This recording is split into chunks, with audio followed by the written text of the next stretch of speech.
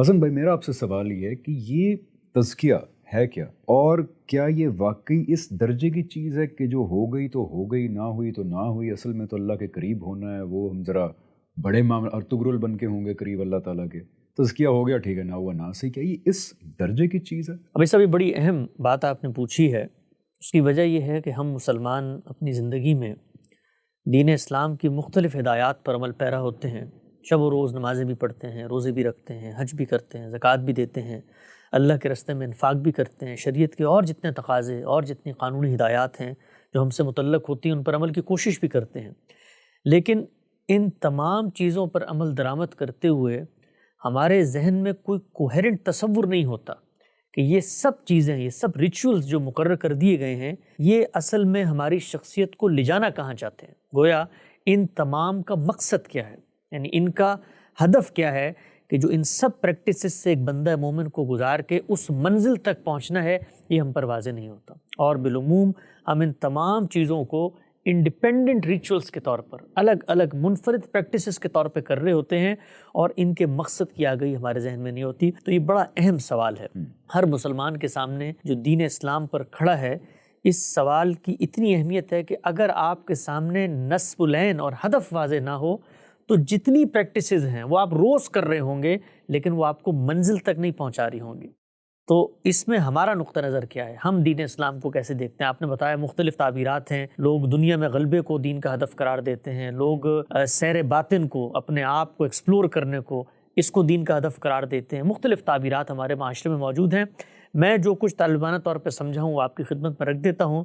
इसके मुकाबिल में जो कुछ ताबीरात हैं उनका आप तकाबुल कर सकते हैं। देखिए, जिस वक्त हम ये कहते हैं कि दीन का मकसद क्या है, तो अब ये बात मेरे और आपके नज़र व इस्तदलाल से, मेरे और आपके इस्तंबात व इस्तक़रा से बाहर निकल चुकी है, इसलिए कि दीन खुदा का है और खुदा ने मुझे ये बताना है कि जो कुछ मेरा दीन है उसमें हदफ की हैसियत क्या चीज़ रखती है।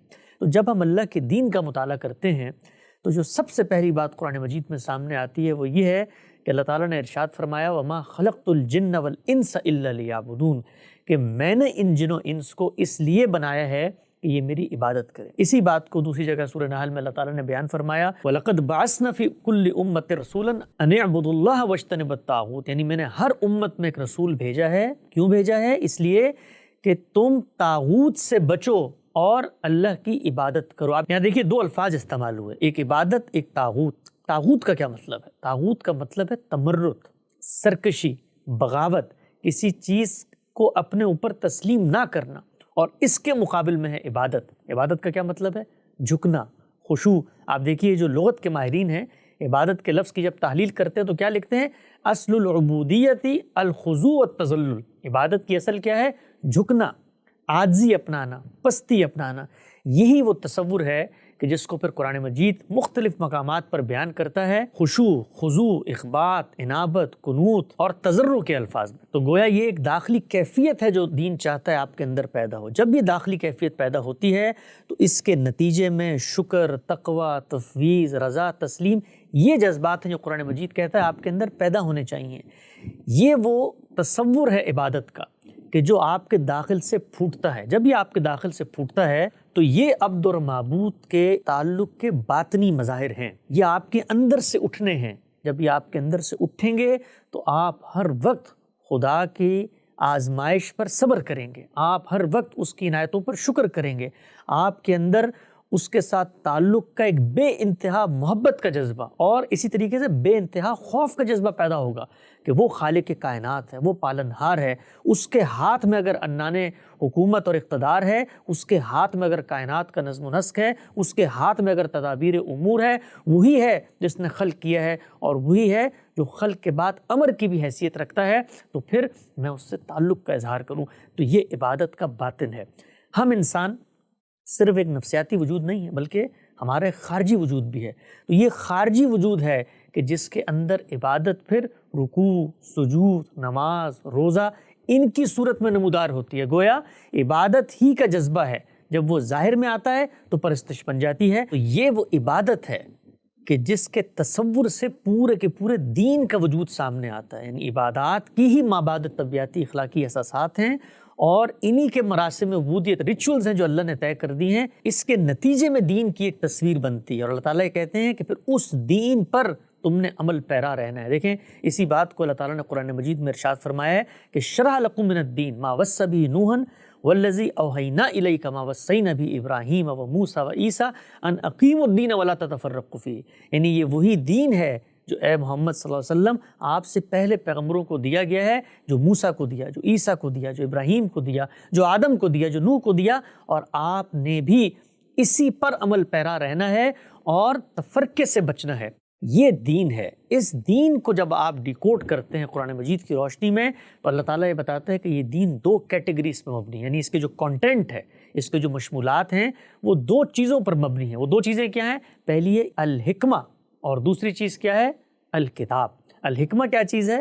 الحکمہ ہے ایمان اور اخلاق، ایمان کی وہ باتیں جو انبیاء کی روایت میں چلی آ رہی ہیں، اور اخلاق کی وہ باتیں جو آپ کی فطرت میں ودیت کی گئی ہیں، اور دوسری چیز الکتاب، قانون۔ یہ قانون معاشرت کے معاملے میں بھی ہے، معیشت کے معاملے میں بھی ہے، دعوت کے معاملے میں بھی ہے، اسی طریقے سے خورونوش کے معاملے میں بھی ہے، اسی طریقے سے رسوم و آداب کے معاملے میں بھی ہے۔ ہر معاملے میں اللہ تعالیٰ نے قانون دیا ہے، لیکن اس کے ساتھ ساتھ اخلاقیات، ایمانیات، یہ بنیاد ہے دین کی۔ یہ دو چیزیں مل کر دین کی ایک تصویر بناتی ہیں، اور پھر ان دو چیزوں پر جب آپ عمل پیرا ہوتے ہیں تو قرآن مجید یہ بتاتا ہے کہ ان دونوں کا مقصد اور ہدف اور نصب العین وہ کیا ہے؟ وہ ہے تزکیہ، وہ ہے پاکیزگی، وہ ہے پیوریفیکیشن، کہ قد افلح من زکاہا وقد خاب من دساہا۔ وہ کامیاب ہوا کہ جس نے پاکیزگی اختیار کی، اور وہ ناکام ہوا کہ جس نے اپنے آپ کو آلودہ کر لیا۔ تو آپ کے پہلے سوال کا جواب یہ ہے کہ دین کا ہدف اور مقصد کیا ہے؟ تزکیہ۔ دیکھیے آپ انسان کا اگر تجزیہ کریں تو انسان تین چیزوں کا مجموعہ ہے۔ انسان کا ایک روحانی وجود ہے، سوچتا ہے، سمجھتا ہے، اخلاقیات اسی سے پیدا ہوتی ہیں، عقل اس کے اندر پائی جاتی ہے۔ دوسرا اس کے خورونوش کھانے پینے کے معاملات ہیں، اور تیسرا اس کا بدن، اس کا جسم ہے۔